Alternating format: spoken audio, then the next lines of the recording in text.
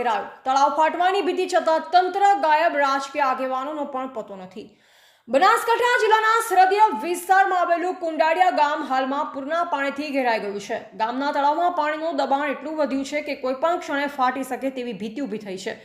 ગ્રામજનો ઘરો છોડી સુરક્ષિત સ્થળોની શોધમાં ભટકી રહ્યા છે, પરંતુ તેમની હાંકલ સાંભળવા કોઈ તંત્ર કે કોઈ રાજકીય પક્ષો હજુ સુધી ગામે પહોંચ્યા નથી।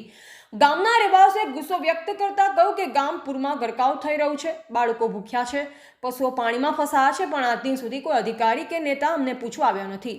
સ્થાનિકોનો આક્ષેપ છે કે જિલ્લા તંત્ર માત્ર કાગળ પર બેઠા બેઠા નજર રાખી રહ્યા છે, કહી જવાબદારી પૂરી કરી રહ્યું છે, તો બીજી તરફ રાજકીય પક્ષોના નેતાઓ પૂર પ્રભાવિત વિસ્તારની મુલાકાત લેવાના બદલે મૌન સાધી બેઠા છે।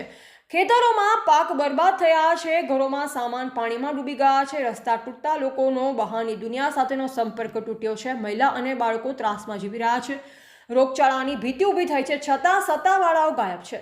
કુંડાળિયાના લોકોનું સ્પષ્ટ કહેવું છે કે અમને બચાવવા માટે કોઈ આગળ આવશે તેવી આશા હવે ઓછી। મારું નામ પટેલ મોનસિંહભાઈ વાઘાભાઈ, ડેપ્યુટી સરપંચ તરીકે હું રજૂઆત એ કરું છું કે જે તે આ પાણીની ફૂલ પરિસ્થિતિ છે।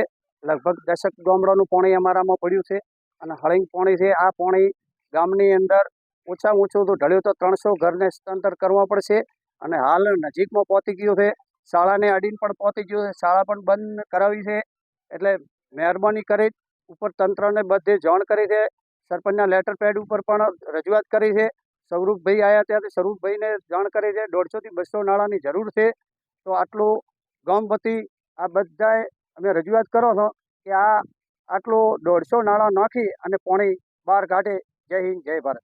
મારું ગામ કુંડાળિયા છે, છેલ્લું બોર્ડરનું ગામ છે અને અમારા પરિસ્થિતિ એટલે પાણીની એટલી બધી ખરાબ છે કે ગામ અમારું આવ્યું છે નેસાણમાં તલાવ આવ્યું છે ઉપર, એટલે તલાવનું પાણી લગભગ જેટલા 20-25 ગામોનું પાણી અમારે આવરો ચાલુ છે, સખત વધી રહ્યો છે આવરો, એટલે લગભગ 5-6 કિલોમીટર લંબાઈ છે। એટલે આ પાણી કાઢવાની તંત્રને જવાબદાર વ્યક્તિઓને બધાને મેં લિખિતમાં રજૂઆત કરી છે અને 200 નાળો અને એક જીસીબીની જરૂર છે। રોડ બાય રોડ પાણી રણમાં નીકળી કે એવી મેં રજૂઆત કરી છે, પણ હજી સુધી આ પાણી તો ઠીક છે, અમારા ગામની અંદર ભરાણા એ પાણીનો કોઈ પાણી ઘરમાંથી કાઢવામાં આવ્યું નથી। સરકાર થ્રુ કોઈ માણસ આવ્યો નથી, કોઈ સંપર્ક કર્યો નથી સરપંચનો, કોઈ સરકારી માણસો કોઈ અમારે અહીંયા કોઈ સંપર્ક કર્યો એવો માણસ અમને કોઈ આ તારીખ સુધી દેખાણો નથી। એટલે જાતે કેટલા માણસને નુકસાન આવશે આ તળાવ ભરાશે તો ઓછામાં ઓછા 300 ઘરને અમારે બોલ મળાશે। એટલે અમે તંત્રને અગાઉ જરૂર કરી છે કે મહેરબાની કરીને અમારા ગામની 1000 બોટા જમી છે, 1000 બોટા એ જમી અત્યારે પાણીમાં કોઈ વધ્યું નથી અને 1000 બોટા આ પાણી પડ્યું છે, અત્યારે આ પાણી નીકળી જાય ભવિષ્યને માટે આવતી પેઢીને કે પાણીની શાંતિથી જાય, નિરાંતથી ઊંઘ આવે અને ક્ષેત્ર બધા અમારા સુધરી જાય, એ ખારો વિસ્તાર થઈ ગયો છે।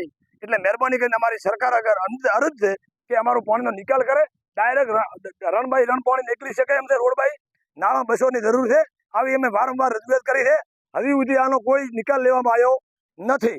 હવે અમારે શું કરવું અને ગામના બધા રાતે જોવા આવે એમાં ટીમ રાખેલી પાણી કેટલું વધ્યું, હવે નિશાળની પાવડી નિશાળમાં પાણી બાળકોને ભણવાની બહુ વિકટ પરિસ્થિતિ આવશે એવો સમય લાગે છે। આડો આપણે જોઈ આવો કે ભાઈ આ પાણી ગામમાં હવે કેટલા ફૂટ દૂર છે ગામમાં વળવાનું, એ આપણી હાજરીમાં। જય હિન્દ, જય ભારત, જય સંવિધાન।